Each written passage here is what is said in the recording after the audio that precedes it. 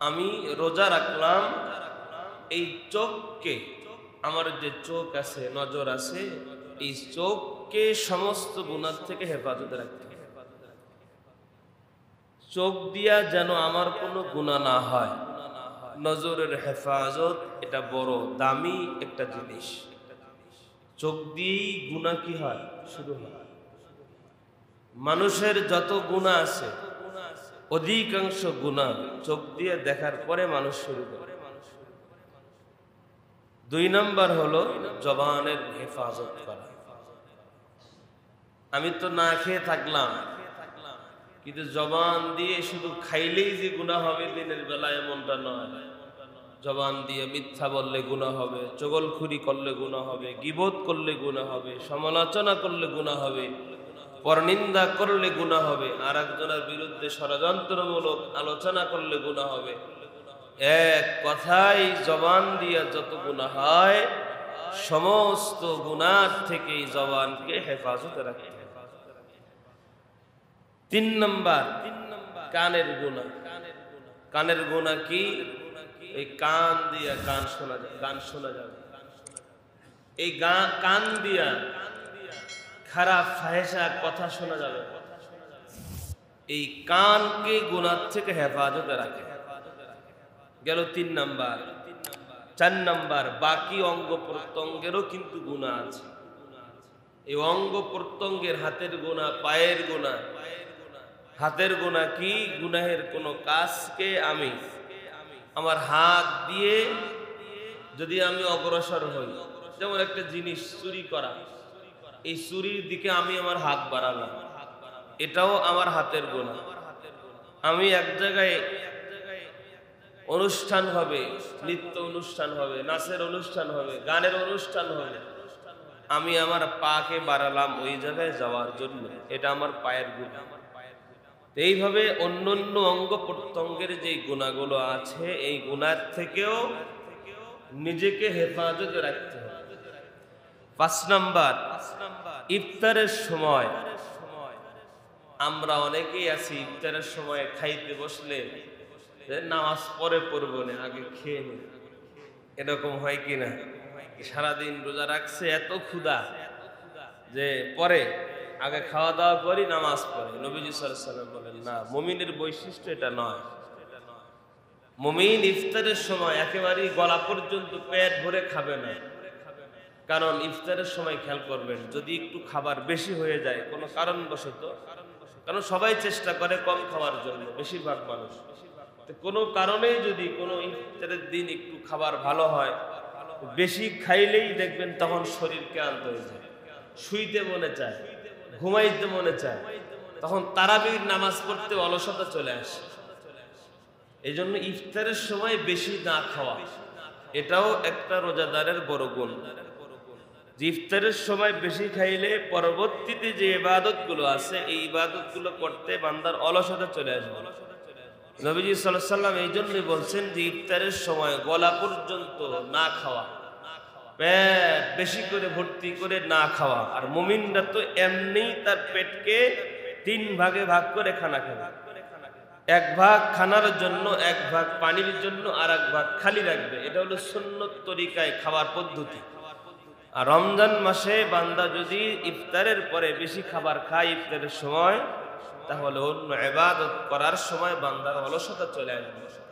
এজন্য নবীজি বলছেন গলা পর্যন্ত না খাওয়া। এরপরে 6 নাম্বার, রোজা আমি রাখলাম, রোজা আমার কবুল হলো কি হলো না, এই জন্য টেনশন করা, আর আল্লাহর কাছে রোজা যাতে কবুল হয় এই জন্য দোয়া করা। আল্লাহ নবী বলেন এই 6টা বিষয় যদি বান্দা খেয়াল করে তার সিয়াম পালন করে, আশা করা যায় আল্লাহ পাক রব্বুল আলামিন ওই বান্দা রোজাকে কবুল করে নেবেন। সুবহানাল্লাহ, সুবহানাল্লাহ। আর রোজাদারের পুরস্কার এটা স্বয়ং আল্লাহ পাক রব্বুল আলামিন নিজ হাত দ্বারা হাসরের ময়দানে বান্দাকে দান করবেন। সুবহানাল্লাহ। কারণ as-sawmu li wa ana ajzi bihi, আল্লাহ বলেন রোজা হলো আমার জন্য। রোজা কার জন্য? আল্লাহর জন্য। তো আল্লাহ বলছেন রোজা যেহেতু আমার জন্য, আমি আল্লাহ নিজ হাতে বান্দাকে রোজার প্রতিদান দান করব। নবীজি সাল্লাল্লাহু আলাইহি ওয়াসাল্লাম বলছেন, রোজা হলো বান্দার জন্য ঢাল স্বরূপ। কি স্বরূপ? ঢাল। কিসের ঢাল? বলে জাহান্নাম থেকে হেফাজত করার জন্য রোজা বান্দার জন্য ঢাল হয়ে দাঁড়াবে। যুদ্ধের ময়দানে যখন বীর বাহাদুরেরা সৈনিকেরা যুদ্ধ করে, তাদের এক হাতে তরবারি থাকে আর এক হাতে একটা ঢাল থাকে। এই তরবারি দিয়া শত্রুকে আক্রমণ করে। শত্রু যখন তাকে আক্রমণ করে, সে তার ঢাল দিয়ে ওটাকে প্রতিহত করে। ঢাল ওই আক্রমণ থেকে তাকে হেফাজত করে। নবীজি সাল্লাল্লাহু আলাইহি সাল্লাম বলেন, রোজাদারের জন্য রোজাটা হলো ঢাল স্বরূপ। এই রোজা বান্দাকে জাহান্নামের আক্রমণ থেকে হেফাজত করে এই বান্দাকে সহি সালামতে আল্লাহ পাক রব্বুল আলামিনের জান্নাত পর্যন্ত পৌঁছায় দেবে। আর এই ঢালকে নবী সাল্লাল্লাহু আলাইহি সাল্লাম বলছেন, এই ঢালকে তোমরা যেন ফুডা না করো, কারণ এই ঢালকে তোমরা ভেঙে ফেলো না। কারণ এই ঢাল যদি ভেঙে যায় তাহলে যুদ্ধের ময়দানে সৈনিকের পরাজিত হওয়ার সম্ভাবনা বেশি থাকে। ঢাল যদি ভেঙে যায়, ফেটে যায়, তাহলে শত্রুর আক্রমণ থেকে নিজেকে ওইভাবে হেফাজত করতে পারবে না। এই জন্য নবীজি বলেন, রোজা যেহেতু তোমাদের জন্য ঢাল, এই ঢালকে তোমরা ভেঙে ফেলো না, ফুডা করে ফেলো না। কেমনে? বলে এই রোজার যে ঢাল আছে, এই ঢালটা তোমার নষ্ট হয়ে যাবে তখন যখন তুমি এই যে 6টা কথা বললাম, যে চোখের গুনাহ হয়ে যাবে, কানের গুনাহ হয়ে যাবে, জিহ্বা দিয়ে গুনাহ হয়ে যাবে, আমার অন্য অঙ্গ প্রত্যঙ্গগুলো দিয়ে গুনাহ হয়ে যাবে, তখন আমার এই রোজাটার ঢাল থাকবে না। কারণ এই ঢাল তখন ফুটা হয়ে যাবে।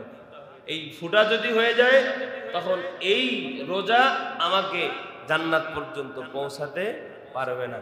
এই জন্য আমরা আমাদের সমস্ত অঙ্গ প্রত্যঙ্গের গুনাহ থেকে আমাদেরকে নিজেদেরকে হেফাজতে রেখে আমরা আমাদের রোজাটাকে শুদ্ধভাবে পালনের জন্য চেষ্টা করব। আল্লাহ পাক যেন আমাদেরকে তৌফিক দান করেন, বলি আমিন। অনেক মানুষ নানা রকম অজুহাতে রোজা নষ্ট করে। দেখেন আল্লাহ পাক রব্বুল আলামিন, আমি এর আগেও বলেছি, বান্দার উপরে এমন কোন বিধান, এমন কোন আমল দেয় নাই যেটা বান্দার জন্য কষ্টকর হয়, যে বান্দার জন্য এটা সম্ভব নয়। এমন কোন আমল ইসলামে নাই, এমন কোন বিধান ইসলামে আল্লাহ পাক দেনই নেই যেটা বান্দার জন্য কি হবে, অসাধ্য ব্যাপার। দেখেন, রমজানের রোজা ফরজ। একটা রোজা কেউ যদি বিনা ওজরে ভেঙে ফেলে তাহলে একাধারে কয় রোজা রাখা লাগে? 60 রোজা রাখা লাগে। এই রোজাটাও আল্লাহ তাআলা, বান্দা যদি সফরের হালতে থাকে, আল্লাহ বলছেন সফরে থাকলে বান্দার কষ্ট হবে, বান্দার জন্য সফরের হালতে ফরজ রোজা ভাঙ্গারও আল্লাহ পাক রব্বুল আলামিন স্বাধীনতা দিয়েছেন। সুবহানাল্লাহ।